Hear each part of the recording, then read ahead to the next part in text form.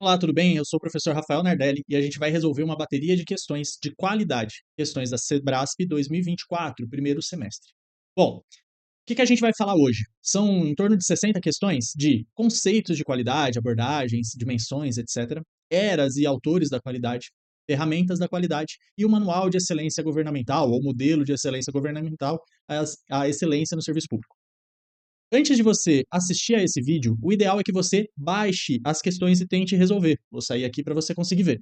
Acessa o QR Code ou o link que está abaixo aqui do vídeo, vai abrir aqui o ADM com Rafa, materiais gratuitos, você baixa a listinha e tenta fazer antes. Por quê? Porque aí você consegue acelerar o teu processo. É interessante quando você resolve questão, você está no estudo ativo. Quando você assiste a resolução, você está no estudo passivo. E é importante que você se delongue, se esforce muito mais no estudo ativo. A gente vai fazer o vídeo da seguinte forma. Primeiro, a gente vai começar com uma breve revisão, e vai ser revisão mesmo, tá? Vai ser ligado no turbo. E depois a gente vai para a resolução das questões. Se ficou muito rápido, ou se você não entendeu algum ponto, deixa aqui nos comentários que eu me coloco à disposição. Primeiro, vamos lá. O que é qualidade? Qualidade está muito ligado a valor percebido pelo cliente. Daqui a pouco a gente chega lá. Mas o que é valor? Valor é tudo que é benéfico para o cliente, ó, todos os benefícios que aquele produto, serviço, solução gera sobre todos os esforços que o cliente tem que despender para ter aquele produto, benefício ou solução. Pode estar ligado esse esforço a preço, um preço muito alto, ou um tempo muito alto que ele tem que esperar, um esforço de deslocamento que ele tem que fazer, né? Mesmo que um produto seja de graça, por exemplo. Tá? Então, valor é tudo que é bom dividido, vou dizer ruim, mas os esforços que o cliente tem que despender. Esse valor ele é visto sobre três aspectos. O aspecto funcional está ligado aos atributos, ao desempenho, às características do produto ou serviço. Econômico, que está ligado realmente à parte financeira. Olha, eu vou comprar um bem porque ele vai ser útil para a minha empresa, por exemplo, uma máquina. Ela vai ter um fator econômico. E o fator psicológico, muito ligado à marca, a status, a bem-estar, etc. Ainda sobre valor, é legal a gente lembrar da satisfação do cliente. Lembra, quando a realidade que eu entreguei é menor do que a expectativa que o cliente tinha, ele vai ficar insatisfeito. Se a realidade for igual à expectativa, ele fica satisfeito. E se a realidade que eu entregar para o cliente for muito maior, for acima que a expectativa que ele tinha, ele vai ficar encantado. Cuidado. Às vezes a banca pode colocar tudo isso daqui, ó, satisfeito, encantado, tudo como sinônimo de satisfeito. Só lembra, cada vez que eu encanto o meu cliente, a expectativa dele vai subir. Então, para eu seguir encantando ou satisfazendo o cliente, eu vou ter que inovar, eu vou ter que sempre em busca de mais, porque senão a expectativa dele vai crescer e vai ficar abaixo da realidade que eu vou conseguir entregar, se eu mantiver essa realidade. Agora, falando das eras da qualidade, como que surgiu o conceito de qualidade ao longo do tempo? Desde a era antiga, desde quando o homem começou a fazer o primeiro artesanato, a gente tinha a inspeção. O que seria a inspeção? Ao final do processo produtivo, olhar se aquela peça, aquele serviço está conforme o planejado, o projeto de produto ou não. Se tivesse de acordo, vai para o cliente. Se não tiver de acordo, vai ser retrabalhado ou descartado. Nessa era da inspeção, todos os itens são verificados. Todos os itens. Por isso que a gente fala que é um controle censitário, mas só ao final do processo. A era da inspeção surge com a administração e, portanto, a partir da Revolução Industrial. Mas lembra, desde a antiguidade eu tinha essa inspeção. A gente não se preocupa com as causas, apenas com o defeito. Depois, mais ou menos nos anos 30 aproximadamente, houve uma massificação da produção. Ora, eu não mais conseguiria ver todos os itens ao final do processo. Eu teria que achar uma forma. E aí, alguns autores, importantes autores, por exemplo, Walter Schuhart, começaram a estudar a amostra, né, uma pequena amostra, e inferir, estimar a qualidade todo do conjunto universo. Então, esse controle estatístico da qualidade, ou controle estatístico de processo, começa a verificar desde a entrada da matéria-prima, então é um controle simultâneo, não só ao final, como na inspeção, mas ainda muito no ambiente operacional, só verificando se tinha ou não defeito. Começa-se a olhar as causas aqui, mas de forma muito embrionária. O que é o importante do SEC, ou CEP? Que é amostral, não é de todas as peças. Depois, pós-guerra, Japão destruído, Deming, Juran indo para o Japão, se encontrando com outros pensadores importantes no Japão, formaram a Japan Union of Science and Engineering, JUSE. E na JUSE eles começaram a entender o seguinte, olha, não adianta só ficar olhando o defeito. Eu tenho que fazer certo desde a primeira vez. É muito mais fácil fazer sem defeito do que retrabalhar. Não adianta só o ambiente operacional ou só uma parte da organização pensar na qualidade. Todos têm que pensar na qualidade. E, portanto, a média e alta gerência aqui também é responsável pela qualidade. A grande maioria dos autores da qualidade surgem nessa era. Juran, Feigenbaum, Crosby, Deming, Ishikawa, Ono, enfim. Aqui na garantia da qualidade eu começo a ter a ideia da melhoria contínua. E se é para melhorar continuamente, eu analiso muito as causas. Lembra o gráfico de Ishikawa, diagrama de Ishikawa, por exemplo? É para achar causas de um problema. Então a gente tenta fazer certo desde a primeira vez. Bom, tudo que fora visto aqui na garantia da qualidade foi atualizado na gestão da qualidade total, foi ampliado. A quarta era, gestão da qualidade total, ou Total Quality Management, TQM, surgiu fortemente nos Estados Unidos nos anos 70, aproximadamente, após a crise, a grande crise no petróleo. Olha que engraçado, os Estados Unidos não sofreram perdas na Segunda Guerra Mundial, do seu parque fabril. Nenhuma bomba foi estourada lá nos Estados Unidos, com exceção de Pearl Harbor. No Japão, sim. O Japão estava destruído. E olha que legal, o Japão aqui nessa época aqui conseguiu mudar tanto a qualidade, repensar, inovar tanto, que lá na década de 70, ou seja, 20 anos depois, o Japão conseguiu vender carros mais barato e com mais valor, lembra, valor é o que o cliente acha que é, lá nos Estados Unidos, que era o orgulho, né? A indústria automobilística era o orgulho dos Estados Unidos. Eu percebo o seguinte, o americano não entendeu que o mercado tinha mudado, que o padrão de consumo tinha mudado. E quando ele percebeu isso, o japonês estava vendendo o carro mais barato e com valor percebido para o cliente maior. Então, a ideia do o cliente diz o que tem ou não qualidade ganhou muita força aqui. Ainda na garantia da qualidade, na terceira era, já se tinha a ideia do cliente tem a razão com relação à qualidade. Lembra, imagina uma família japonesa não tinha dinheiro para comprar um carro. Então, ele tinha que a indústria japonesa, perdão, teve que se adaptar e vender exatamente o que o japonês queria. Por quê? Senão não ia comprar. O parque japonês estava sem dinheiro, sem máquinas, sem fornecedores, por isso que eles tiveram que se reinventar. Lá na quarta era, então, a gente pega tudo que fora visto na garantia da qualidade e expande. Expande não só para a organização, mas para toda a cadeia produtiva. Então, fornecedores, distribuidores, terceirizados, todos têm que pensar na qualidade com vistas ao cliente. Perceba o seguinte, ó, se a gente conseguir passar uma reta aqui, ó, a primeira e segunda era, a gente se preocupava com o defeito e era um olhar fechado, um olhar de sistema fechado, não olhava para o cliente. Da terceira para a quarta era, sim, a gente começa a olhar para o cliente, isso é importante. Falando agora dos gurus da qualidade, eu trouxe só os principais. Você tem que lembrar as palavras-chave. Schuhart foi o primeiro guru lá no controle estatístico da qualidade, né? E ele que começou o PDCA, só que quando ele desenvolveu era Plan, Do e See. E ele desenvolveu também o gráfico de Schuhart, que é o gráfico de controle, né? Para controlar o processo. O Deming foi discípulo do Schuhart, atualizou o PDS para PDCA, foi o marco zero da qualidade no Japão, foi lá para o Japão encontrar o pessoal da JUSE. Lembra dos 14 princípios do Deming? Eu não vou trazer aqui no resumão, depois a gente grava um vídeo para isso. E lembra que ele foi o primeiro a falar do foco no cliente. Todos esses daqui, ó, terceira e quarta era, tá? Juran, trilogia da qualidade. Lembra? O sistema Juran era uma trilogia, 3 pilares. Planejar, controlar e melhorar continuamente. E o Juran trouxe uma importante abordagem da qualidade, conceituação da qualidade, que era a adequação ao uso. Lembra? Eu tenho uma Bic e uma caneta Montblanc. Se eu vou assinar um contrato milionário, tal, eu posso usar a Montblanc, ela vai ter mais serventia naquele momento. Mas se eu vou prestar um concurso, eu vou ter que usar a caneta Bic. Se é do Sebrasp, é a Bic preta. Entende que é a adequação ao uso, a qualidade naquele contexto.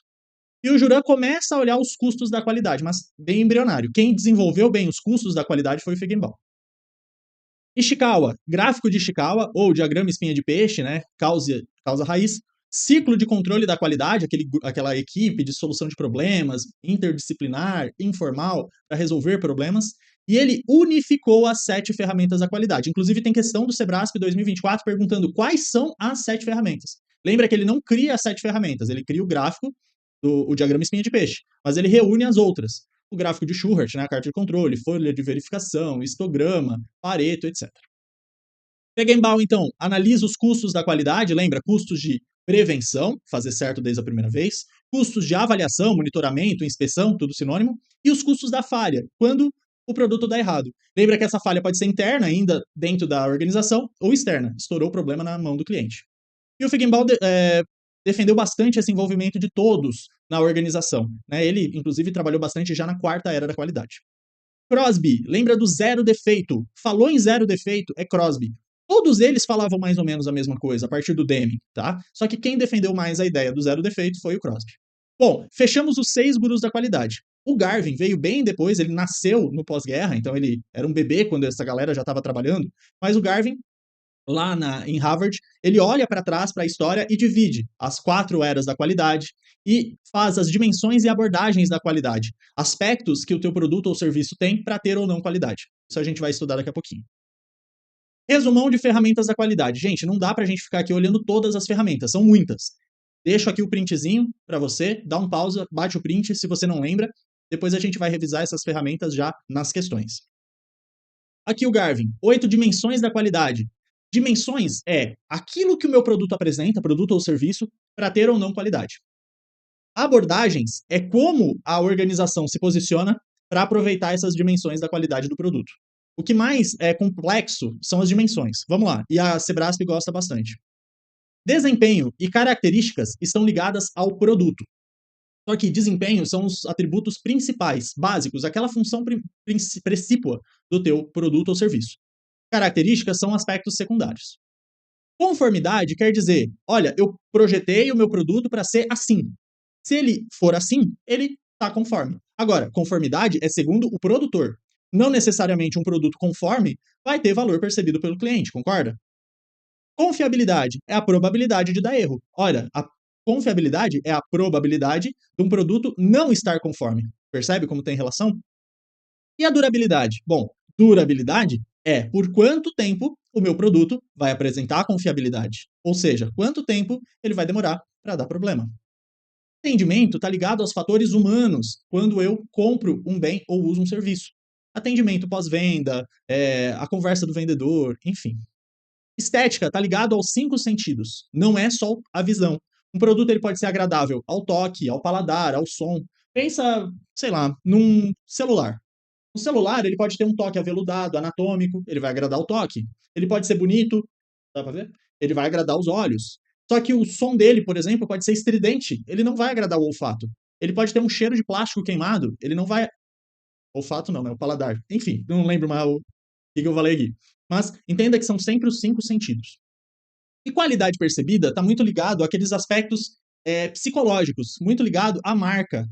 Por exemplo, a Coca-Cola, que investe tanto naquela propaganda do urso, da família, tal, para quê? Para dar aquela ideia de felicidade.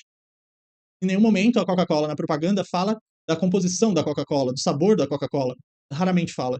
Ela vai trazer coisas da família, tal, coisas que você percebe, mas que você não consegue listar objetivamente. Bom, para a gente acabar aí com as questões, modelo de excelência em gestão, MEG. Lembra que, apesar de ser muito ligado à administração pública, o MEG pode ser usado para organizações com ou sem fins lucrativos, público ou privado. São 8 domínios, 8 pilares, princípios, diretrizes que o MEG apresenta. Esses princípios, eles são apresentados na forma de um tangram. Por quê? Porque a adaptabilidade é um grande atributo, inclusive é um princípio, do MEG. Ou seja, o que é adaptável? Olha, a ferramenta não é fechada, não é rígida. Você adapta conforme a tua realidade. Muitas ferramentas hoje são assim, né? Aquela ideia do tailoring lá na gestão de projetos. Bom, pensamento sistêmico. Você entender a inter-relação entre as partes de um sistema. A inter-relação formando o todo. A ideia de sinergia, não pensar cada um na sua caixa. E ver o todo de forma holística, ponta a ponta. Compromisso com todas as partes interessadas. Governo, sociedade, terceiro setor, no caso da administração pública, por exemplo, né? Mas todas as partes interessadas. Aprendizado organizacional e inovação, cada vez mais forte a ideia da inovação. O Sebrasp também gosta muito de inovação, não é o assunto da aula de hoje, mas a gente vai trabalhar também. Adaptabilidade, a tua organização também tem que ser adaptável, não só o sistema aqui, né, não só esse modelo de excelência, mas a tua organização, as pessoas têm que ser adaptáveis, tem que perder o medo da mudança. Liderança transformadora, não é coercitiva, não é liderança transacional, eu contribuo e a organização retribui. Não, é um líder servidor, tá ali para servir tanto a sociedade como a organização. Desenvolvimento sustentável, e aqui lembra, sustentabilidade são 3 pontos: social, econômico e ambiental. Algo pode ser sustentável só sendo bom para a natureza? Não. A organização tem que se manter. No caso de uma organização privada, por exemplo, ela tem que dar lucro, sim. Por quê? Para ela continuar existindo, ela tem que pagar as contas, honrar os seus compromissos. Então, a parte financeira é sim importante. Orientação por processos, inclusive a próxima aula depois de gestão da qualidade, a gente vai ter uma aula só para gestão por processos, mas é você entender, muito ligado ao pensamento sistêmico, a orientação por processos é perceber que a tua organização pode ser dividida em vários processos interconectados. E quando você consegue mapear todos esses processos, eliminar aquilo que não está gerando valor, remodelá-los, redesenhá-los, para ter uma organização mais geradora de valor, você está no caminho certo. E, né, fechando, geração de valor é tudo, é o resultado de tudo isso que a gente falou. Pensar, né, aquele valor que eu falei no início da aula, né, os benefícios serem muito superiores aos esforços que a sociedade ou o cliente tem que ter. Só lembra o seguinte, na administração pública, o teu cliente é o cidadão, ele não vai pagar pelo serviço em grande medida, mas ele vai consumir aquele serviço da administração pública.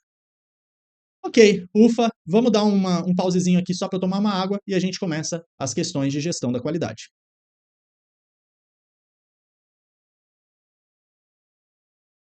Bora lá então, resolver questões de qualidade. A primeira questão, eu não vou ler os comandos, eu vou ler direto a questão sempre, tá? A busca da excelência nos serviços públicos visa atender às necessidades dos cidadãos, aqui é a administração pública, né? Como beneficiários dos serviços prestados, independentemente da consistência dos resultados e do valor percebido pelas partes interessadas. Independentemente, ô galera, não, né? Independentemente não, questão errada. 2. É correto afirmar que a gestão pública objetiva a geração de valor para a sociedade? Sim. E a garantia do desenvolvimento sustentável? Sim. Ao passo que a gestão privada visa obter lucros financeiros e manter a sustentabilidade dos negócios. E aí? Gente, nesse tipo de questão, tu não pode ficar com dúvida. A administração pública, de forma lato, de forma ampla, não vai buscar o lucro. Vai buscar o lucro em empresas públicas, em sociedade de economia mista, mas não é a ideia aqui. A geração de valor para a sociedade, garantia do desenvolvimento sustentável, na administração pública se dá de um jeito, na administração privada se dá de outro. A administração privada precisa sim perseguir o lucro, mas não é um lucro excessivo, é um lucro para garantir a sustentabilidade do negócio. Qual é o principal propósito de uma organização? Não é ter lucro. Não responda a ter lucro. O maior objetivo de qualquer organização é sobreviver, é existir por mais tempo. Para existir por mais tempo, ela tem que pagar as contas, ela tem que dar lucro, e um lucro maior do que o acionista poderia ter aplicando num tesouro direto, por exemplo, né? Porque ele tem um risco, então ele quer ter um retorno. E ela tem que ampliar. Por quê? Porque num mercado que está constantemente crescendo, ela tem que ter maior participação. Se ela está perdendo espaço, uma hora ela vai fechar. Entende? Então essa questão está certa, não pode ter medo, tá? A gestão privada visa obter lucros. O que estaria errado aqui? Lucros excessivos, algo assim, tá? Capitalismo selvagem também não. 3. O estabelecimento de autonomia para o alcance de metas e resultados e a criação de oportunidades de aprendizado e de desenvolvimento de competências. Lembra a competência aqui, ó, de conhecimentos, habilidades, atitudes. Constituem bases para a excelência do serviço público. Poxa, certinho, né? Não teve nada de estranho aqui. Lembra o seguinte, questão do Sebrasp de certo e errado, você procura o erro. Se tu não achar o erro, grande chance da questão estar correta. A menos que você não tenha percebido o erro, mas autonomia, criação de oportunidades de aprendizado, desenvolvimento de competências, desenvolvimento de pessoas, né? Pensa o seguinte, se a organização investe constantemente em treinamento, ela vai desenvolver as pessoas. E se todos na organização se desenvolvem individualmente, há uma grande chance de toda a organização se desenvolver. E aí, quando toda a organização se desenvolve, o mundo melhora. Pensa nessa ideia. 4. Tipicamente, tanto nas organizações privadas quanto nas públicas, os clientes pagam pelo serviço? Não, errado. Pensa sempre nessa ideia, né? Nesse paradigma. Administração pública, administração privada. Tem convergências, mas também tem divergências, e essa é uma delas. 5. Utilizado durante o planejamento estratégico, o ciclo PDCA, ou ciclo de Deming, ou ciclo de Shurart também pode ser, tá? Permite aliar os objetivos estratégicos com o planejamento orçamentário, facilitando a visualização da situação da organização e do impacto das ações executadas. Olha, permite, mas não só isso, tá? Agora, cuidado com esse tipo de questão do Sebrasp, ele fala, olha, você pode usar o PDCA para aliar objetivos estratégicos com o quanto que você tem de dinheiro? Sim, você pode usar o PDCA, aliás, para qualquer coisa, tá? PDCA, vamos relembrar, é um ciclo iterativo em 4 etapas cíclicas, visando a melhoria contínua. P, você vai planejar, definir o que você quer melhorar e como você vai alcançar essa melhoria. Do, fazer, executar, você vai botar a mão na massa. Só que antes de sair executando, você vai treinar a equipe, mobilizar a equipe, liderar a equipe, para ela perder o medo da mudança. Pessoas não gostam de mudança. Então a gente tem que conscientizá-la. Depois, você vai coletar. Opa, achei que estava na. Ah, borrachinha aqui. Você vai coletar dados. Marca texto.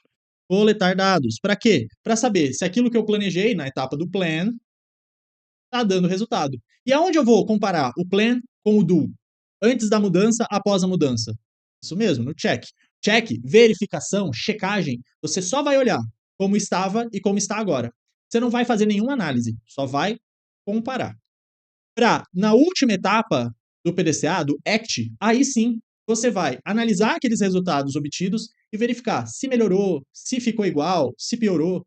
E aí, se melhorou, você vai padronizar esse novo processo, normalizar, recongelar essa mudança, para ela não voltar ao status quo. E se deu errado ou nada mudou, se nada mudou, deu errado também, né? Porque aí não melhorou.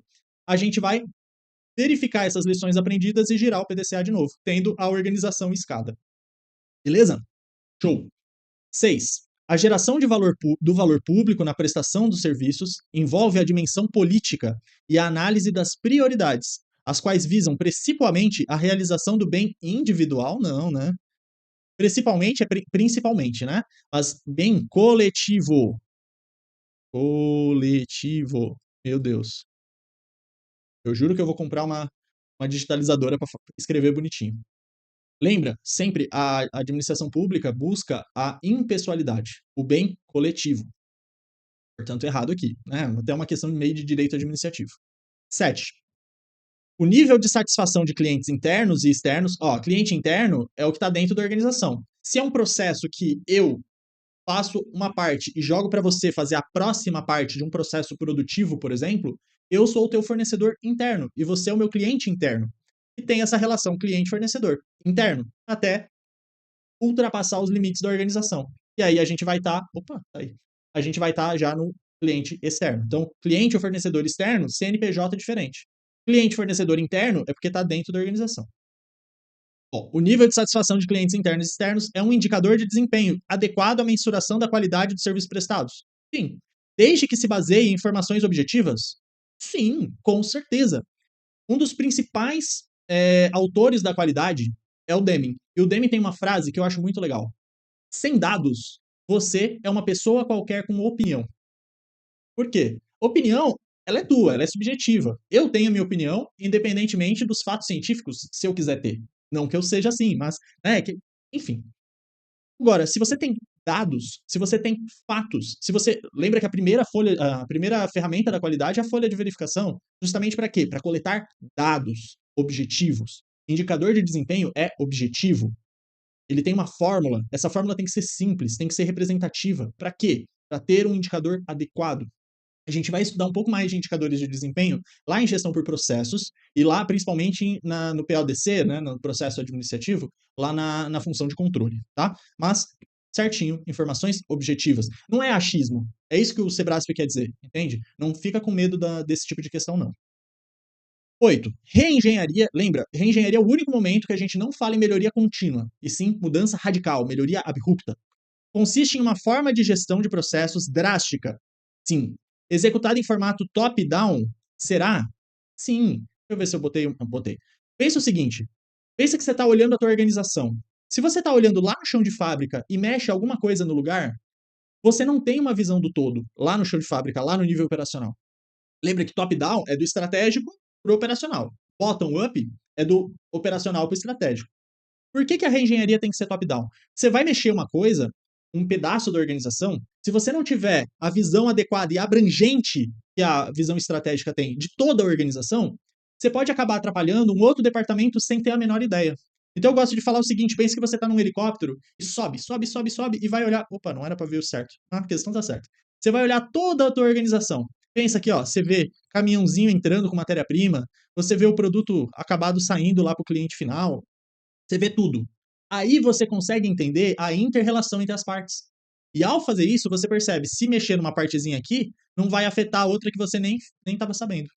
Entendeu? Então, top-down, tá correto. Questão 9. O modelo de gestão baseado na qualidade total, quarta era da qualidade, lembra? A estratégia como. Desculpa. A qualidade como diferencial estratégico. Toda a cadeia de produção está ligado a essa qualidade para o cliente final. Visa o sucesso a longo prazo. Claro, se é estratégico, é a longo prazo. O E aqui é de estratégico, não é de errado não, tá? É longo prazo. A partir da satisfação dos clientes, com certeza. E de benefícios para todas as partes interessadas? Ótimo. Questãozinha maravilhosa. Tá? A quarta era exatamente isso. 10. No ciclo PDCA, a fase representada pela letra P envolve a verificação dos resultados? Não. Verificar é a terceira etapa, que é o check. PDCA. Check. Checagem, verificar. 11. A ferramenta gráfico de controle tem como finalidade a visualização do tipo de relacionamento existente entre duas variáveis, que podem ser duas causas de um processo, uma causa e um efeito, ou dois efeitos. Quem verifica o relacionamento entre duas variáveis é o gráfico de dispersão ou de correlação. Ele vai pegar a influência de uma variável x independente numa variável y dependente. Lembra f de x? Função de x aqui? Então, sei lá, o calor em Florianópolis, na época do exemplo de sala de aula eu dava esse, né? O calor de Florianópolis se afeta ou não o tempo de espera de um cidadão para receber um serviço público. Isso é uma correlação. Pode ser uma correlação direta, quanto aumenta o x, aumenta o y, ou pode ser inversa, quando aumenta o x, diminui o y, ou não tem relação nenhuma, ok? Isso é o relacionamento existente, isso é correlação. A ferramenta gráfico de controle não. Lembra, ó, carta de controle, gráfico de controle ou gráfico de Shewhart. Não é o ciclo de Shewhart. O ciclo é o PDS. O gráfico de Shewhart é o gráfico de controle. Ele vai te dar no tempo, a variação de um processo. E aí eu vou ter um limite superior de controle, ou limite de controle superior, um limite de controle inferior, uma média, vou botar um mizinho aqui de média, e aí eu vou olhando o meu gráfico no tempo, se está passando, se ele está sempre acima da média, se ele está sempre abaixo da média, ou se ele está com uma tendência de passar aqui, ó, de dar uma ruptura. Isso é o gráfico de controle. É o gráfico, é o processo conversando com a gente no tempo. Portanto, está errado. 12. A fase fazer lembra, é a segunda etapa do PDCA, consiste na comparação de novos dados aos dados de linha de base. Linha de base é aquilo que eu já tinha planejado. Quem que compara? Compara é o check, é a terceira etapa. Para determinar se houve uma melhora, tal, não, tá errado. 13. Considerando. Pessoal, antes de continuar, se você tiver com alguma dúvida, se você tiver com dificuldade em alguma questão, manda ali nos comentários, manda para mim direto ali no Instagram, enfim, me coloca à disposição, tá? Até de outras questões, de outras bancas, estou aqui para te ajudar. Seguindo. Questão 13. Considerando a natureza global dos negócios, é correto afirmar que benchmarking é o processo de identificar, benchmarking, ferramenta. Benchmark com camudo é o referencial. Benchmarking é o processo de fazer o benchmark. É o processo de identificar, entender e adaptar práticas excepcionais de organizações de qualquer lugar do mundo para ajudar uma organização a melhorar seu desempenho. Sim. Trata-se, portanto, de uma atividade que olha para fora dos limites de um país. Eu achei meio forçação de barra, tá? Mas a gente já vai falar sobre isso. Para alcançar a melhor prática, alta implementação e melhoria. De fato, benchmarking é você olhar referentes, olhar pessoas, organizações, alguma coisa que faça aquilo bem feito. Só que o benchmark ele tem essas quatro subdivisões. Ele pode ser um benchmark do tipo interno, ou seja, eu olho para dentro da minha organização, para outro setor. Eu sou do setor de manutenção e olho boas práticas ou as melhores práticas do setor de produção dentro da minha organização. Ele pode ser um benchmark competitivo. Aí sim, eu olho o meu concorrente direto. Funcional, eu vou pegar a mesma função, por exemplo, eu do setor de manutenção, olhando, vamos supor que eu sou uma fábrica de carros, setor de manutenção de uma fábrica de carros, olhando o setor de manutenção de um banco. Opa, não tem a ver a organização, o negócio, tem a ver a função. E genérico é o genérico, qualquer coisa. Então veja, ó, dentro da mesma função, para um concorrente, ela é o benchmark competitivo. Agora, às vezes eu estou dentro da minha organização e posso fazer um benchmark. Por isso que eu achei forçado esse limite de um país aqui. A questão está correta, ele até, antes aqui, ele dá essa ideia, né, de globalização, de você pode olhar uma empresa aqui no interior de Santa Catarina, olhando lá para uma empresa chinesa. Pode, mas a dona Sebrasp aqui esqueceu dessas subdivisões do benchmark. Mas beleza, foi dado como certo. Eu marcaria como certo, apesar de também achar forçação de barra. 14. O Kaizen, melhoria contínua, ó, Kai, mudar para melhor. Kaizen. É crucial para a eficiência operacional? Sim. E a excelência organizacional? Sim. Lembra da ideia, só antes de continuar com a questão? Eficiência, eficácia, efetividade, excelência. Rapidamente. Eficiência é os meios e os fins. Eu olho o processo, a relação entradas e saídas. Eficácia, eu olho o resultado, a saída do processo. Efetividade é o impacto gerado, a mudança, que ela é uma mudança mediata, não é imediata. Imediata é eficácia, mediata, futuro, efetividade. Alguns autores ou algumas questões, até dos próprios Sebrasp, fala que efetividade é a junção de eficácia e eficiência. Dependendo do contexto, até vai. E excelência, entenda como o melhor que se possa fazer. Tá? Essa é a ideia de excelência, principalmente para o Sebrasp. Gosta bastante dessa palavra aqui. Ó. O melhor que se pode fazer. Então, Kaizen, mudar para melhor, é crucial para a eficiência operacional e excelência organizacional? Sim. E apesar de ter sido desenvolvido para produtos e processos padronizáveis, pode ser aplicado em diferentes contextos de produção, com baixo grau de padronização. E aí? Cara, sim. Perceba o seguinte, o Kaizen, ele surgiu lá no Japão pós-guerra, do toyotismo, né? A ideia. Tô longe do microfone. A ideia da garantia da qualidade, da terceira era e tal. Lá surgiu com a indústria automobilística japonesa, principalmente ali na Toyota. Então eram bens, de certa forma, padronizados. Apesar da Toyota ser bem menos padronizada do que a Ford, do que a GM, que eram na época ali as grandes montadoras americanas.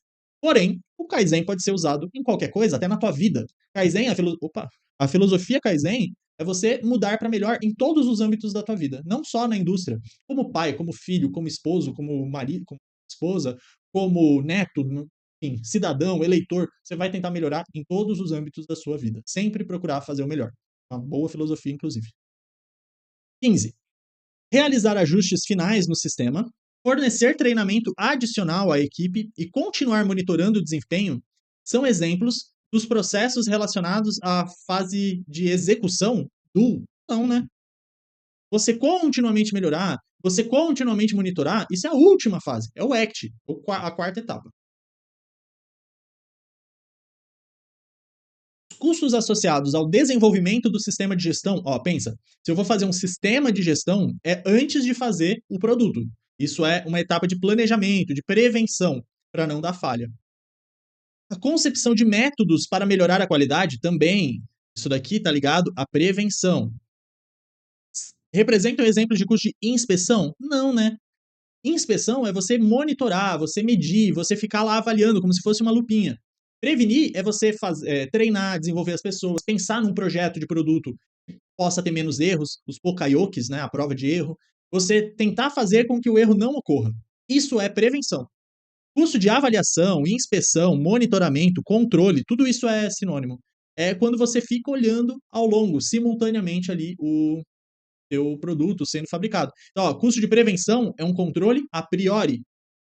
Os custos da não qualidade, quando o produto deu errado, é posteriori. E os custos de avaliação, você ficar olhando se deu defeito ou não, ele é in itinere, ou seja, ao longo, simultâneo, e a posteriori também. Não existe custo de avaliação, controle de avaliação a priori. Entendeu? A priori, só prevenção. Seguindo aqui no meu esquema, só para a gente relembrar. Então, prevenção, eu vou garantir que o erro não ocorra. Avaliação, eu vou ficar monitorando para ver se ele está ocorrendo ou não. E o custo da não qualidade, que são os custos da falha, dos defeitos, lembra que são dois, eu já te falei. Internos, a gente percebeu esse erro ainda dentro da organização Externo, a gente percebeu esse erro já na mão do cliente. Qual que é pior? Não preciso nem dizer, né? Óbvio que o custo do defeito externo é o pior de todos.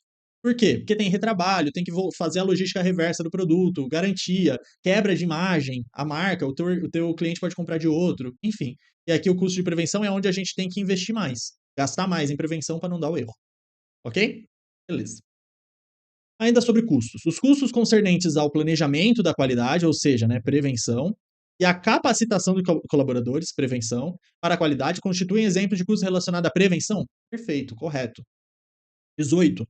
Os custos referentes à prestação de garantia, ou seja, ó, deu erro, deu problema, o cliente ligou para a loja, acionou a garantia, e a devolução de produtos por defeitos apresentados retratam típicos exemplos de custos de falha externa? Exatamente. O teu cliente teve que ligar para acionar a garantia, o problema deu com ele. Okay? Se ele devolveu o produto, o erro deu com ele. E esse é o pior que tem, né? 19. Os custos relacionados ao atendimento a reclamações. Então, custo de atendimento à reclamação, falha externa. E ao tratamento das queixas pelo serviço de pós-venda, falha externa. São exemplos de custo de falha interna? Não. Falha externa, na mão do cliente. 20. Uma das finalidades do gerenciamento da qualidade pela rotina. O que é a qualidade pela rotina? É o ápice da cultura voltada para a qualidade. Você faz a qualidade todos os dias, é a ideia do Kaizen, é rotina. Você passa num concurso público se você estudar por rotina, por constância, por disciplina. Essa é a ideia. É propiciar o melhoramento contínuo? Sim. Mediante a combinação do cumprimento de padrões, ou seja, aquilo que eu planejei, fazer conforme eu planejei, e a atuação na causa dos desvios, não só nos resultados. E a implementação de melhorias nos produtos. Perfeito. Você vai continuamente melhorar, você vai procurar melhorar na causa, já garantir, né? Você vai trabalhar na melhoria dos produtos. Ok, isso é trabalhar a rotina ali, a qualidade, a cultura voltada para a qualidade. 21. O gerenciamento da qualidade por diretrizes, opa, GPD, gerenciamento por diretrizes, ocorre por meio da visão estratégica, definida com base nos pontos fortes e fracos, análise SWOT, por exemplo, na análise do ambiente interno e externo, SWOT, e na crença e valores organizacionais. E aí, Rafael, eu nem sei o que é gerenciamento por diretrizes. Essa questão, a gente estuda bastante na engenharia de produção, inclusive. O GPD, eu acho, inclusive, que o Falcone, que foi quem fez o GPD aqui, o livro, ele é engenheiro de produção. Esse livro, ele é um baita de um livro, tá? Quem quiser e quem gostar da área de gestão, traz muitas ferramentas bem legais, esse Hoshin Kanri, que é planejamento, inclusive, ele traz, voltando para a questão, ele traz planejamento estratégico aliado à gestão da qualidade. Gestão da qualidade do ponto de vista de conseguir entender quais são os anseios do cliente, traduzir isso em requisitos, pegar esses requisitos e saber como é que eu vou implementar, saber os pontos fortes e fracos, oportunidades e ameaças da minha organização para conseguir entender melhor como que eu vou gerar isso para o cliente. Fazer um plano estruturado e contínuo, de monitoramento contínuo para eu conseguir atender esse cliente. Essa da ideia, inclusive, da casa da qualidade, que é FD, o desdobramento da função da qualidade, tudo isso aí tem a ver, tá? Então, trouxe aqui do slide, né? O gerenciamento por diretrizes, ele é top-down, ou seja, começa na alta cúpula justamente para ter aquela visão sinérgica. Tem que ter clareza e objetividade do trabalho. É, desdobra a função qualidade, entender a qualidade, sob o ponto de vista da estratégia, né? Por isso que é top-down. Ele vai desdobrando para todos os setores, mais ou menos como o Balanced Scorecard, por exemplo, ou os OKRs. Em outro momento a gente vai falar disso, mas a mesma ideia aqui. Então você vai desdobrando, você vai buscar muitas mudanças da melhoria contínua, você busca melhoria contínua aqui. Aqui o PDCA é só um exemplo, que eu acho que é o mais difundido. Uso intenso das ferramentas da qualidade, de todas as ferramentas, tá? Por isso que o PDCA é só um exemplo. Incentivo à inovação e pressão por resultados, inclusive é uma crítica ao GPD, essa pressão por resultados, essa ideia de cima para baixo e vem com uma pressão forte. E é um ciclo, você vai revendo esse ciclo de planejamento. Então, qualidade por diretrizes, ou gerenciamento por diretrizes, ou planejamento por diretrizes, normalmente é gerenciamento por diretrizes, né? O GPD. Ele é a ideia de você pegar esse planejamento estratégico, desdobrar para o ambiente operacional, trazendo as dores do cliente, trazendo os requisitos do cliente. Questãozinha correta. Mas questãozinha fora da curva, achei legal. ANAC, especialista em regulação área 3. Eu não sei se essa área 3 ela era de engenheiro de produção, por exemplo, tá? Pode ser. Ah, inclusive aqui, ó, eu percebi o seguinte, ó, ele fala com relação aos desdobramentos da função da qualidade, que é o QFD, vai formar a casinha da qualidade. Se você não lembra isso, dá uma olhada no material. Então, agora que eu percebi aqui, ó, desdobramentos da função da qualidade. Legal. Então, é bem engenharia de produção, tá? A fim de que o produto, sim, mas pode cair na administração, só estou dizendo que é uma questão mais ligada à engenharia de produção. A fim de que o produto ou serviço chegue ao cliente com a qualidade requerida, é imprescindível que todos na organização controlem seus resultados. Sim, garantindo com isso que os processos organizacionais sejam eficazes e eficientes. Será? Vamos lá. Ah, era para ter vindo. Ah, não, eu esqueci de colocar o esqueminha aqui. Vamos lá, por que está errado? Gente, uh, eu posso controlar os meus resultados e fazer exatamente sempre da mesma forma. Isso vai garantir que eu estou sendo eficaz? Olha, vai. Mas quer dizer que isso vai me gerar qualidade? Não.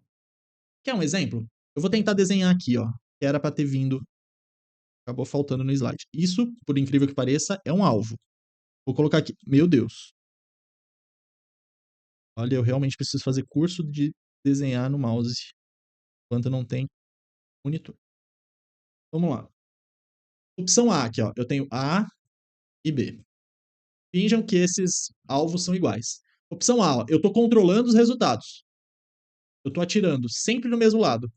Sempre no mesmo ponto, ó, com muito pouca variação. Mas está indo pro alvo correto? Não. Agora aqui, ó. Até tá um pouco mais variado. Tá vendo? Tá mais espalhado. Mas está muito mais próximo do alvo. Só controlar o resultado não garante. Ó, os dois aqui eu estou controlando o resultado. Sabe? Não tá, sei lá, chutando assim, né, para fora do alvo. Ó. Você tá indo perto do alvo. Só que aqui, ó, a gente tem inclusive um negócio chamado viés. Tá sempre deslocado. Então, só garantir, controlar o teu resultado, né, os teus processos, as tuas formas de trabalhar, não vai garantir necessariamente o resultado de toda a organização. Por quê? Porque ela pode estar indo contra a estratégia aqui, contra a visão de valor, contra o que o cliente quer. Enfim, fica um olhar mais interno, mais fechado. Espero que você tenha entendido. Senão, eu troco o exemplo aqui. Qualquer coisa, coloca no comentário. 23. Histograma retrata uma técnica gráfica, sim, usada para encontrar e mostrar relações entre dois conjuntos. Meu Deus, como o Sebrasp está gostando dessa correlação. Não, histograma é o nosso gráfico de barras. Relações entre dois conjuntos de dados, entre duas variáveis, é o gráfico de dispersão, correlação. Histograma é esse daqui, ó, nosso gráfico de barras. A gente pode usar o histograma para fazer o Pareto, inclusive. Pode ter um histograma próximo a uma gaussiana, né, um gráfico de sino, simétrico, normal, enfim, posso ter vários gráficos de barra, mas histograma é um gráfico de barra. 24. Diagrama de Pareto, nosso 80-20. É um tipo de gráfico que classifica os problemas muito triviais e os problemas poucos vitais, comprovando que grande parte das perdas decorrentes de problemas da qualidade surge de problemas muito triviais. Não. Lembra, a ideia do gráfico de Pareto é justamente poucos problemas impactam na maior parte do impacto negativo de reclamação dos clientes, por exemplo. Eu tenho 20% dos problemas impactando em 80% dos resultados. Ao passo que 80% dos problemas só vão me impactar em 20% dos resultados.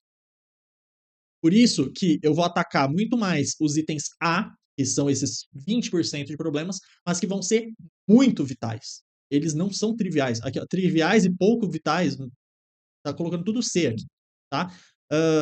Grande parte das perdas decorrem de poucos problemas, ok? Questão errada, portanto. 25. Folhas de verificação, a nossa folhinha para coletar dados. Permitem detectar de forma mais fácil variações ou anomalias nos dados de processos controlados, o que pode indicar a presença de problemas ou oportunidades de melhoria. Certo. Agora, cuidado, seguinte. Peraí. A gente faz a administração baseada em dados, em fatos, não em opiniões. Lembra da frase do Deming. Agora, a ferramenta que monitora ao longo do tempo o processo não é a folha de verificação, é o gráfico de Shurart, o gráfico de controle. Mas a questão não está dizendo isso. A questão fala, folha de verificação permite detectar variações ou anomalias. Sim, por quê? Porque está no papel. Você vai comparando. A partir da folha de verificação, você alimenta um gráfico de controle, você alimenta um histograma, você alimenta o Pareto. Folha de verificação é uma forma de você pegar o dado que está ali no ambiente, que vai se perder, e colocar de forma padronizada no papel ou num sistema informatizado. Portanto, a questão está certa. 26. A gestão da qualidade na área de saúde deve priorizar a maximização de lucros. Para por aqui, né? Se é na área de saúde, a ideia precípua é a vida, é a saúde, é o bem-estar, é a saúde propriamente dita, tá? Não vou nem ler o restante.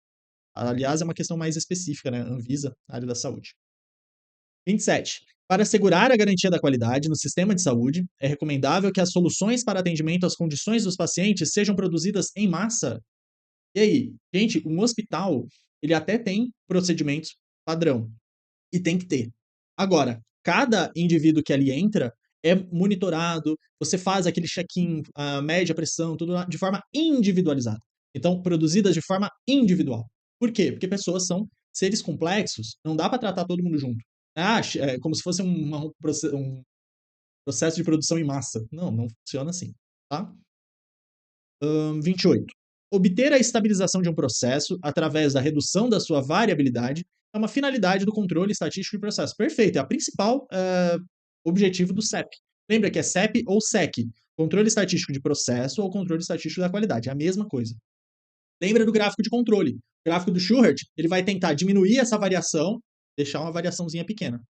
Um processo naturalmente tem variações, é aleatório, é difícil você diminuir a variação de um processo.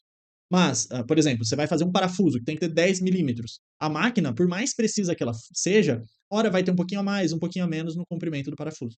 O que a gente não pode? É deixar a hora tem 15, a hora tem 5. Não, se é 10, vai ter que variar ali microns. Né? Não pode variar mais que isso. Mas tem uma variabilidade natural. O que o CEP vai fazer, voltar na questão aqui, o que o CEP vai fazer é tentar diminuir ao máximo, buscar essa não variabilidade.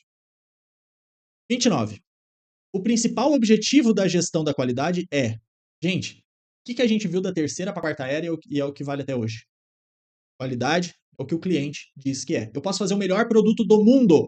Se eu achar isso e o cliente não perceber, de nada adiantar. Eu posso tentar fazer a melhor aula do mundo, o melhor material do mundo. Eu adorar minha aula. Se você não entender o meu exemplo, de nada vai adiantar.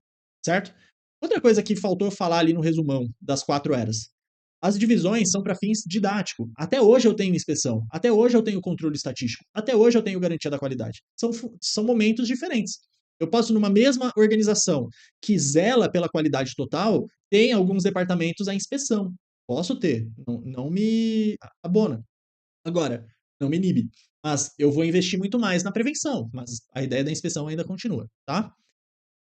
Então, qual que é o principal objetivo da qualidade? Vamos buscar a satisfação dos clientes aqui. Aumentar a produtividade? Não. Maximizar lucro? Não. Minimizar os custos? Não. Aumentar a eficiência? Não. Satisfazer as necessidades? Sim. Olha só, tudo isso daqui é bom?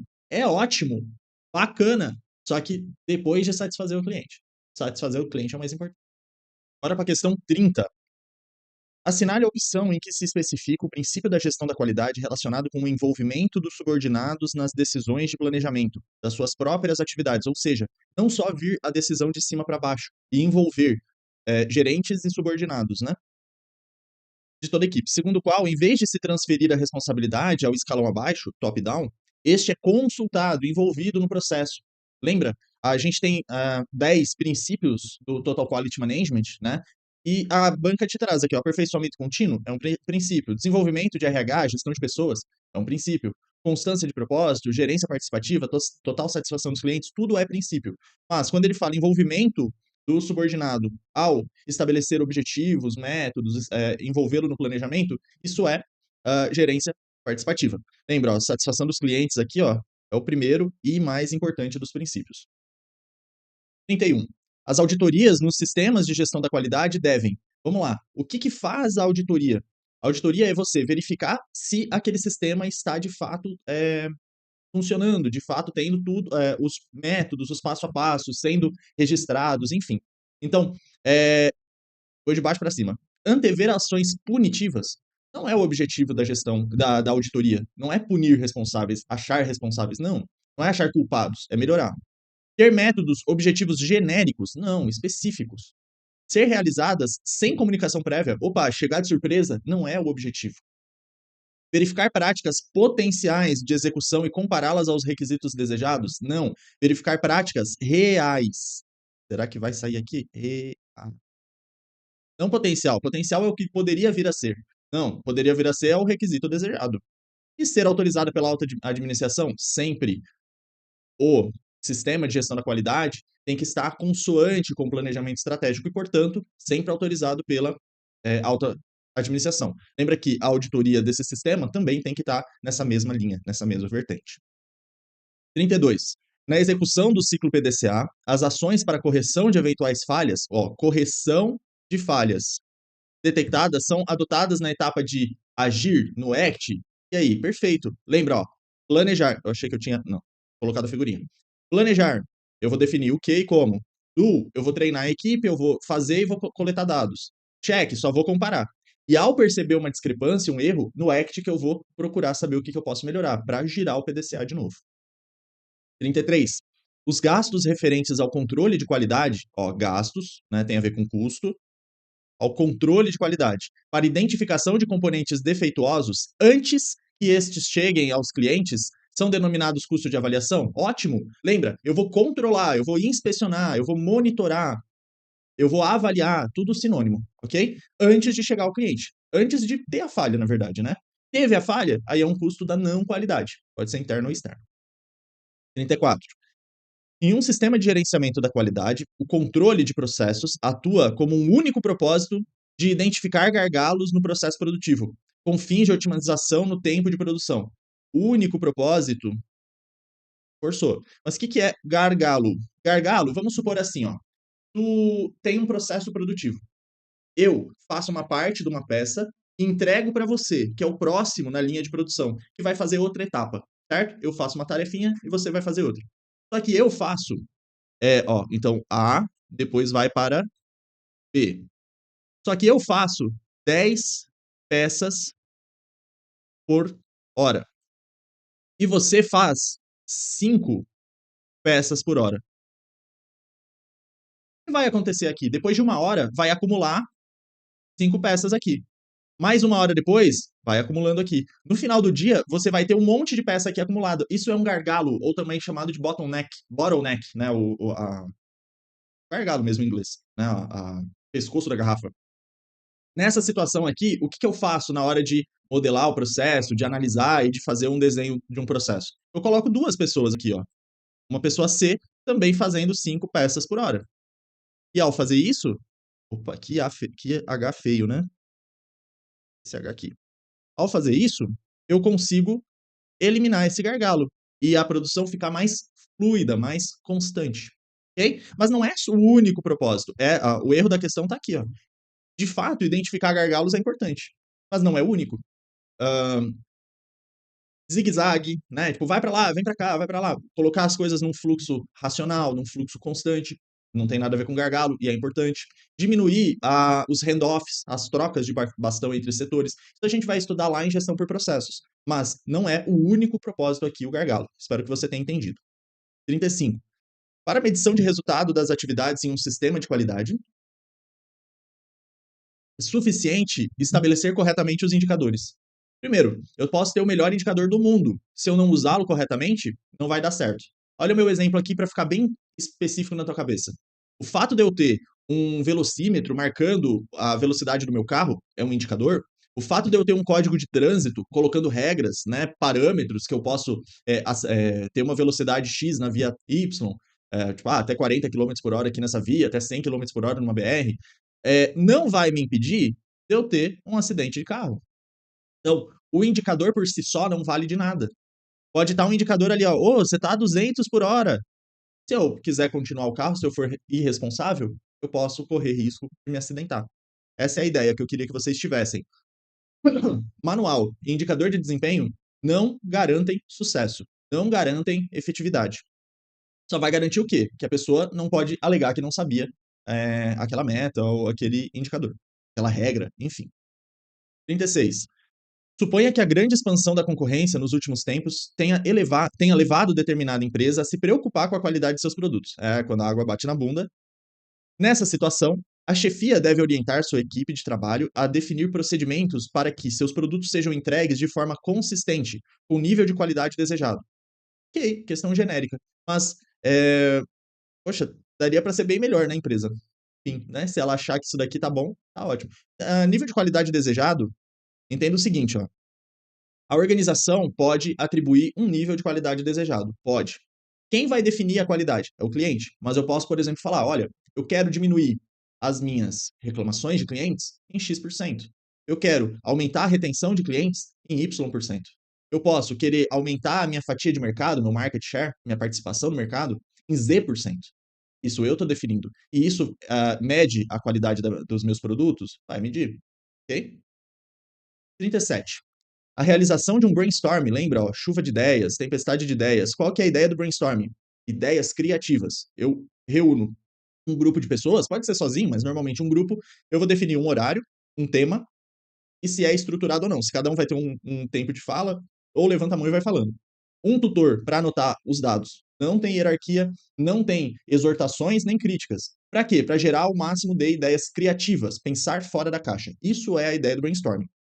Se o pessoal tiver muita vergonha, tiver coagido de falar, pode usar o brainwriting, que é escrever, mas é o mesmo processo. Depois a gente vai combinando essas ideias.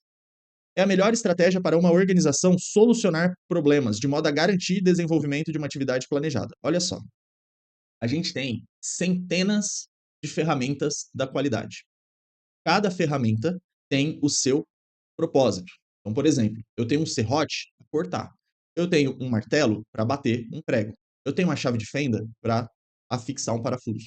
Cada ferramenta tem a sua especialidade. Agora, não existe a melhor ferramenta.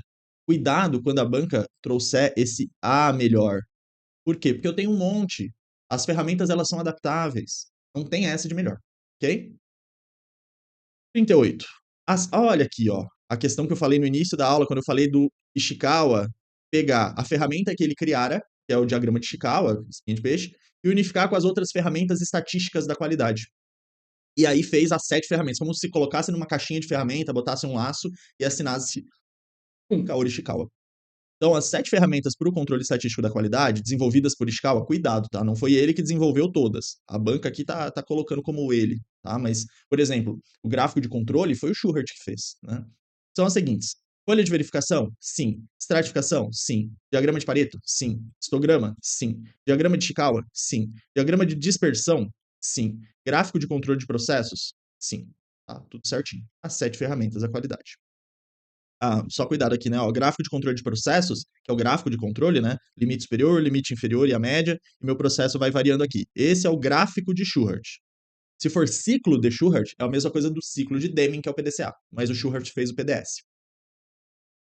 39. Controle de qualidade envolve técnicas e atividades operacionais que visam satisfazer os requisitos da qualidade. Cuidado, tá? Ó. A Sebrasp, quando coloca assim de forma mais genérica, de forma não restritiva, normalmente a questão tá errada. Tá certa, perdão. Quando você restringe muito, aí sim tem que ficar ligado. Agora, se falasse controle de qualidade envolve apenas procedimentos operacionais que visam satisfazer requisitos da qualidade? Não. Envolve estratégias também, envolve ações táticas também. Afinal, é toda a gerência. É de alta gerência também. Agora, envolve operacional? Sim, envolve. Ok? Cuidado com esse tipo de questão. O gráfico utilizado para controlar variáveis, agora podem ser muitos, no qual há uma medida central, uma média, e 2 faixas, superior e inferior, que é o meu limite superior de controle, meu limite inferior de controle. E representa uma variação aceitável ao redor da média. Olha o meu processinho aqui. Ó. É o que isso daqui? Gráfico de Schuhart, gráfico de controle, carta de controle, gráfico de processo. Tá? Só cuidado para não confundir com fluxograma. Então, ó, 5W2H é plano de ação. Gráfico de Parete, não sei se foi o corretor aqui, mas é Pareto e é o 80-20, né? Gráfico de Pareto é para prioridades, priorizar problemas. Diagrama de Chicago é para achar causas raiz de um problema. Matriz SWOT é para você analisar o ambiente interno e externo da tua organização. forças, fraquezas, oportunidades e ameaças. Gráfico de controle para variáveis. Ele botou um adjetivo aqui, beleza, é o gráfico de controle. 41. A gestão da qualidade total é caracterizada pelo foco no cliente. Ponto. Você tem que ir para a próxima. Mas vamos lá. Racionalização limitada de custos fixos, isso é bom, mas não é o foco. Pelo desprezo da não conformidade, isso está errado. Isso daqui até está certo, mas não é o foco. Pela análise de processos de forma isolada, está errado. É sinérgica, é interrelacionado. Pela retificação apenas de erros contornáveis, não, é fazer certo desde a primeira vez, né? Isso daqui está muito específico, muito restrito. 42. Na gestão da qualidade, busca-se garantir que o produto efetivamente fornecido ao cliente atenda aos padrões pré-estabelecidos, o que significa garantir critérios de. Lembra, eu tive um pré-estabelecimento de objetivos, de padrão, eu fiz um projeto de produto, uma especificação.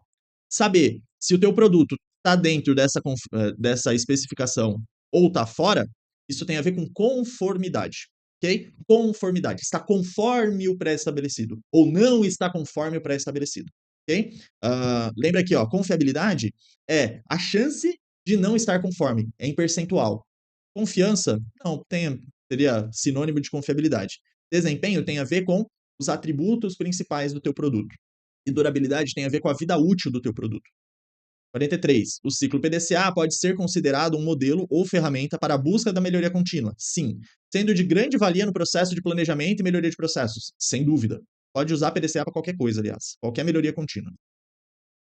44. O MEG parte do pressuposto que a avaliação de resultados de uma organização é feita essencialmente a partir de indicadores financeiros, já que estes são considerados a base do sucesso. Lembra que eu te mostrei o Tangram? O Tangram, ele faz o desenvolvimento sustentável. E aqui tem indicadores financeiros? Tem, sim, senhor, mas não é o mais importante.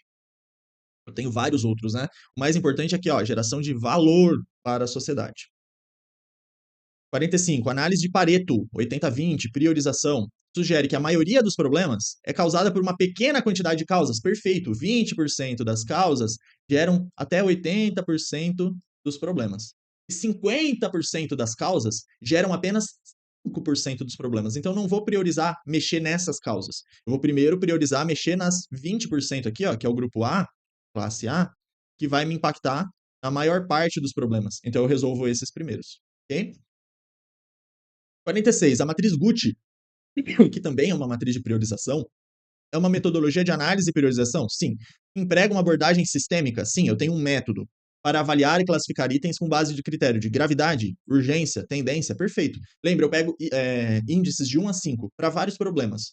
Gravidade é aquele resultado, aquele impacto negativo daquele problema.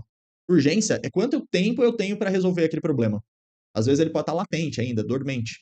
E tendência, se nada for feito, vai piorar? Vai estabilizar? Vai se resolver sozinho? Quanto mais, quanto mais prioritário for o problema, eu vou atribuir itens, o índice maior, de 1 a 5. Multiplico todos. Aquele que der um índice maior, nessa multiplicação dos 3 aí, é o problema que eu vou priorizar. De novo, não quer dizer que eu não vá resolver os outros, mas eu vou priorizar. Afinal, eu tenho recursos escassos. Tempo, dinheiro, pessoas, etc.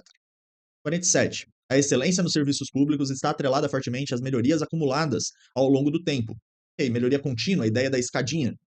A utilização de ferramentas da qualidade e ao padrão de relacionamento entre o Estado e a sociedade. Bacana, ótimo. Questãozinha assim, de definição, né? Aliás, eu não gosto de questão correta nesse sentido do Sebrasp, porque não tem muito o que falar, né? O servidor público deve adotar uma atitude ativa quando em atendimento para satisfação do cliente cidadão. Olha, essa questão até está meio errada aqui, tá? Isso daqui é mais qualidade no atendimento, mas serve para a gente aqui. Então, o servidor público, o agente público, deve adotar uma atitude ativa, ou seja, de promover a satisfação do cliente, de buscar a satisfação do cliente. Perfeito. Questão 49. A qualidade percebida diz respeito à qualidade efetivamente reconhecida pelo consumidor. Ótimo, qualidade percebida, quem tem que perceber é o consumidor, durante sua experiência de consumo. Lembra que todo momento que o consumidor está em contato com a organização, a gente tem o chamado momentos da verdade. Tá? E esse é um dos principais, quando ele está experienciando aquele consumo do produto ou do serviço. Questão perfeita. 50. O controle da qualidade total, qualidade total, lembra? Quarta era, né? tem por objetivo avaliar o nível de qualidade dos produtos e dos serviços ofertados pela organização. Cuidado, tá? Essa questão aqui, eu até deixaria ela em branco, tá? Sendo bem sincero. Por quê? Eu não sei se o Sebrasp, no momento da prova, quis restringir apenas a avaliação da qualidade dos produtos, porque lembra dos 10 princípios, são muitos mais princípios do que apenas avaliação. Já te adianto, o Sebrasp deu essa questão como errada, mas eu entendo aqui que dá para ficar meio em cima do muro, tá? Do jeito que falou aqui, tem por objetivo? Tem. Não está dizendo que é o único objetivo. Logo, eu entendo que essa questão também poderia ser marcada como certa. Como o Sebrasp já faz esse tipo de questão para você ficar em dúvida, eu deixaria esse tipo de questão em branco, tá? Mas enfim, ela entendeu que restringiu apenas um dos 10 objetivos da Total Quality Management. 51. A busca por qualidade nas organizações iniciou-se sob a ótica da qualidade estratégica. Opa, lembra das 4 eras da qualidade? Eu tenho primeira, segunda, terceira e quarta era. Na primeira era, eu só controlava o final do processo. Eu nem me preocupava em melhorar. Isso é estratégico? Não. Na segunda era, apesar de começar a entender que as causas impactam no resultado, eu pouco olhava isso. Eu ficava mais preocupado em controlar o processo. Isso é estratégico? Não. Na terceira era, a gente começou a entender que a alta cúpula também é responsável pela qualidade, não é só uma parte da organização. Isso é estratégico? Sim. Na quarta era, muito estratégico, né? A gente ampliou todo esse conceito para toda a cadeia de produção. Então, estratégico, ó, vou fazer um corte. Aqui é estratégico.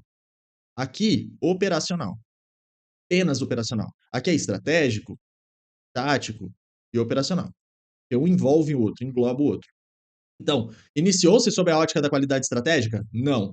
E evoluiu para a lógica de inspeção? Não, é o contrário. A questão inverteu os conceitos aqui. 52. Análise de conformidade, só separar o joio do trigo, visam identificar discrepância entre características efetivas, de fato feitas, e aquelas associadas ao padrão planejado. Perfeito. Isso é análise de conformidade. Que é a inspeção, né? Entre as dimensões de estudo da qualidade está o desempenho, que diz respeito à probabilidade de falha. Não, probabilidade de falha é a confiança, né? A confiabilidade. Desempenho está ligado aos atributos principais do teu produto.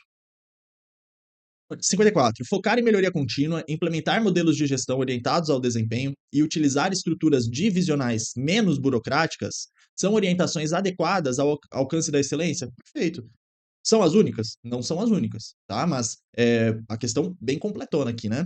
Focar na melhoria contínua, modelos de gestão orientado a resultado, a desempenho, né? Olhar pro cliente, não ficar olhando interno, aquele olhar fechado.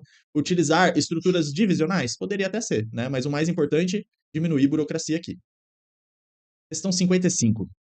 A excelência no serviço público prestado depende, voltando, a excelência no serviço público prestado depende da prática de um pensamento sistêmico. Sim, lembra do Tangram. Seja capaz de manter relações eficazes e restrita às redes formais? Não. Lembra, a gente não consegue dissociar a estrutura informal da formal.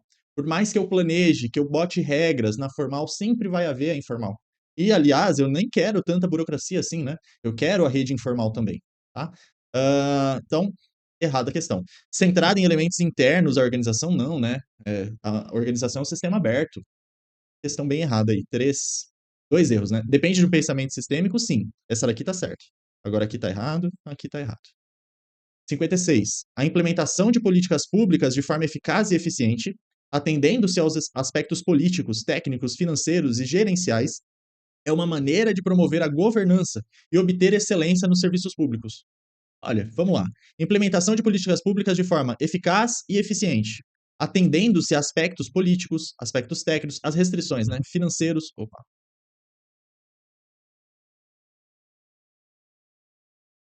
financeiros, gerenciais. É uma maneira de promover governança? Ó, é uma maneira. Fica ligado que ele não está restringindo. Entendo que sim. Tá? Então, cuidado com esse tipo de questão do Sebrasp. Quando ela deixa bem claro que ela não está restringindo, não fica com medo de marcar, certo ou errado. Normalmente, nesse caso, certo, né? Mas se você sentir que ela está restringindo, ficar nessa dúvida, aí sim eu te sugiro a deixar em branco na hora da prova. 57. Estabelecer um fluxo aberto e contínuo de informações. Opa, um dos princípios da gestão da qualidade, total. É essencial para que as pessoas desenvolvam comunicação? Sim, senão elas ficam com medo de se comunicar. Criem oportunidades de aprendizado, fortaleçam um clima organizacional satisfatório? Bacana. Ó, coloquei aqui os 10 princípios de novo, né? Disseminação de informação é o 10º aqui. 58. Para fazer funcionar a filosofia da eliminação completa de todo e qualquer desperdício, existe uma ferramenta cujo nome tem origem japonesa e significa aprimoramento, lembra? Melhoria contínua. A sua ideia original é americana. Seu uso indica aprimoramento contínuo e originou-se nos treinamentos em administração da qualidade. O que a gente está falando aqui? O nosso Kaizen. Lembra que Ishikawa é o nome do autor ou o gráfico de Ishikawa, que é o causa raiz, né? Grow, Tark, nada a ver com a qualidade, e Kanban é cartão, né? Os cartões ali para dar publicidade à linha de produção, no just in time. O ciclo PDCA, o ciclo de Shurart, ilustra de forma simétrica o aprimoramento contínuo com base nas etapas. Lembra? Plan, do, check e act. Planejar, executar, verificar e agir corretivamente ou proativamente. A nossa A, né? Espera, estratégia, separar, organizar, nada a ver. Seiton, Seiso, Seiketsu e o Shitsuki é o 5S. Né? Então, as outras nada a ver aí. 60. Além de rapidez, confiabilidade, flexibilidade e custo, os objetivos de desempenho de operação incluem. Gente, questão até meio bobinha aqui, né? Inclui a qualidade. As outras, elas são muito específicas, a depender do produto ou serviço. Né? Ciclo de vida do bem durável, e se for um serviço? Ciclo de vida do processo, até menos mais genérico um pouco, né? Ciclo de vida do serviço, mas e se for um produto? Ciclo de vida do projeto, apenas se é um projeto, senão não faz sentido, né? A qualidade aqui é que se adapta a qualquer tipo de bem ou serviço. E 61. Baseando-se na metodologia 5S de gestão da qualidade, determinado colaborador realizou a limpeza impecável do local de trabalho, propiciando um ambiente para produtividade e alto desempenho. Inclusive, o 5S, ele busca produtividade e qualidade de vida no trabalho, tá? Além disso, ele implementou política de descarte adequado do lixo, incluindo a iniciativa de não manter no local de trabalho material que deve ser descartado. Nessa situação, o aludido colaborador utilizou o senso denominado que, vamos para a figurinha. Se você lembrar, você não precisa lembrar as palavrinhas em português, tá? E aqui a questão, ela trouxe o inglês, ótimo, o japonês, ótimo. Você vai lembrar o seguinte, são 5. Seiri, seiton, seiso. Ri, ton, so. A tua avó ali, meio alemã, meio italiana, falando pra tu rir de uma piadinha que ela fez, tu não entendeu, e ela assim, ri, ton, so. Então, seiri, seiton, seiso. Depois, as outras palavrinhas são maiores. Seiketsu e shitsuki. Estão, inclusive, em ordem alfabética. Seiketsu, shitsuki, SH. Então, shitsuki é a última. Vamos lá, então. Sei-ri, sei-ton, sei-so, seiketsu. Eu vou colocar assim, seiketsu. E o shitsuki. 1, 2, 3, 4, 5. Primeiro, eu vou tirar tudo, eliminar tudo que não me é útil no meu ambiente de trabalho. Então, a primeira etapa do 5S é eliminar aquilo que não me é útil. Ou elimina, descarta, ou guarda ali em algo intermediário, permanente. Depois, eu vou organizar aquilo que ficou. Então, na minha bancada de trabalho, só tem aquilo que me é útil. A próxima etapa, né, o Seiton, é você colocar cada coisa no seu lugar. Depois, você vai limpar o ambiente. Limpar as bancadas de trabalho, manter o ambiente limpo, sem lixo, etc. Depois, você vai criar padrões, que é o Seiketsu. Você vai fazer padrões para perdurar isso e disseminar isso. E por último, o Shitsuki, o mais completo, você vai perpetuar, que é o senso da disciplina. Beleza. Ele colocou, ó, utilização, ordem e arrumação no tom, limpeza e higiene no so, Seiketsu, padronização, disciplina no Shitsuki. As palavrinhas estão todas batendo, então tudo tá certo. Qual é a grande questão aqui? Olha só. Manter no local, não manter no local material que deve ser descartado, isso daqui é o Seiri, que é o primeiro senso. Depois, limpeza impecável é o terceiro senso, que é o Seiso. Depois, propiciando um ambiente, implantou uma política. Essa política aqui, ó, eu ficaria bem com dúvida de marcar, porque eu já colocaria quase como um senso de padronização, tá? Mas a banca ignorou que ela colocou política, porque política é uma padronização de diretrizes, né? Então, assim, acho que a banca, ela comeu bola aqui, tá? Mas, quando você pega dois sensos, qual que tá certo? o superior. Porque lembra que os censos, eles são que nem cascas de cebola. Uma vai envolvendo a outra. Começa lá embrionário e vai subindo. Então, cuidado, tá? Ele botou o terceiro e o primeiro. Vai de primeiro. Agora, cuidado, tá? Na hora da prova, eu confesso, esse política aqui eu ficaria achando pelo em ovo. Eu sou muito desconfiado. Mas nesse caso aqui não dava para deixar em branco, que era questão de ABCD, né? Enfim. Galera, fechamos aí 61 questões, né? 61 questões, todas de 2024, de qualidade. Se você não baixou a lista, baixa aí, tem o link embaixo, tem o QR Code, acha lá em materiais gratuitos, tem muita coisa pela frente. A gente ainda vai gravar gestão de processos, gestão de projetos, gestão de RH, administração geral, TGA, gestão de materiais, tem bastante coisa pela frente. Já deixa seu curtir aí no vídeo, coloca nos comentários se você está com alguma dúvida ainda nas questões ou se esse ritmo tá legal e vamos que vamos. Grande abraço, até a próxima.